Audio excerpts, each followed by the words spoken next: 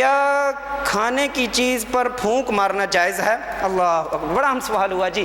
کھانے کی چیز پر نبی کریم رؤوف الرحیم صلی اللہ علیہ وسلم نے پانی پر پھونک مارنے سے منع فرمایا ہے، منع فرمایا۔ اب اس میں فی زمانہ علماء نے تحقیق کی، سائنسدانوں نے تحقیق کی، کہتے ہیں منہ سے نا کچھ ایسے جراثیم نکلتے ہیں جو پانی میں چلے جاتے ہیں۔ ان کی تحقیق آج کی ہے، طبیب قلوب نے 1400 سال پہلے بیان فرما دیا ہے۔ اب اس پر ایک اور بھی حدیث ملتی ہے، نبی علیہ السلام کے پاس ایک شخص پانی لے کر آیا، نبی علیہ السلام نے کچھ پڑھا، پڑھنے کے بعد اس میں پھونک ماری، کہا یہ جا پی لے، اللہ تجھے شفا عطا فرما دے گا۔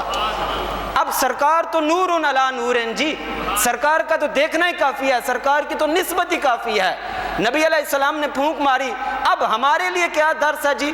چائے گرم ہے، اگر چائے گرم ہے، ہم نے پھونک مار کے ٹھنڈا اس کو کرنا ہے۔ اس کا طریقہ کار یہ ہے، فقہا فرماتے ہیں وہ پڑھے بسم اللہ الرحمن الرحیم، اب یہ اس کے لیے چائے ٹھنڈی بھی ہو جائے گی اور نبی علیہ السلام کی سنت پہ عمل بھی ہو جائے گا۔